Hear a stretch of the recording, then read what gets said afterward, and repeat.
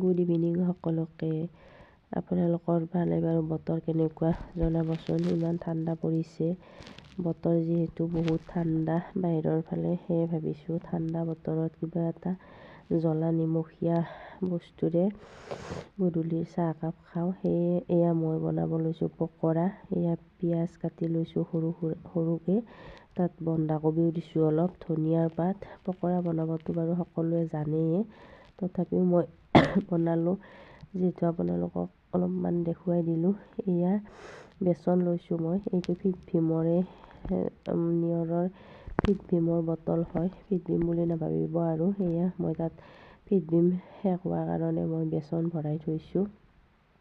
এনেকৈয়ে তাত মই এইফালে আন এটা কথা কওঁ আপোনালোকক, মোৰ কিন্তু তল ফালটো মন নকৰিব দেই। এয়া নিয়ৰে মটৰৰ বাকলি গুচাব লৈ মানে এইবিলাক পেলাই থৈ গৈছে, বাকলি চাকলি, পিঁয়াজৰ বাকলি, মটৰৰ বাকলি চব পেলাই থৈ গৈছে। কি ক'ব আৰু, সি এনেকৈ থাকে মোৰ লগতে। বাকী এয়া মই এতিয়া লাগি আছোঁ পকৰা বনোৱাত। ঠাণ্ডা যিহেতু মই ভাবিছোঁ অকণমান জালুকৰ গুড়াও দি দিওঁ, তেতিয়াহ'লে খাবৰ কাৰণে ভাল হ'ব। চৰ্দিও লাগি আছে, মোৰ চৰ্দি লগা আজি বহুত দিনেই হ'ল, মই ভালে পোৱা নাই, কিয় বা নাজানো। ঔষধো খাই আছোঁ। এয়া অকণমান বেকিং চ'ডা দিছোঁ কোমল হ'বৰ কাৰণে। সেনেকৈয়ে ভাবিছোঁ আজি গধূলিৰ চাহ একাপ খাওঁ।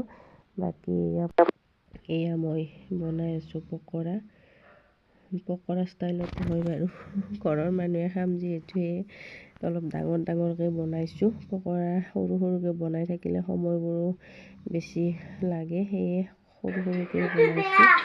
এইফালে এয়া মোৰ গৰম পকৰা আৰু চাহ ৰেডি হৈ গ'ল।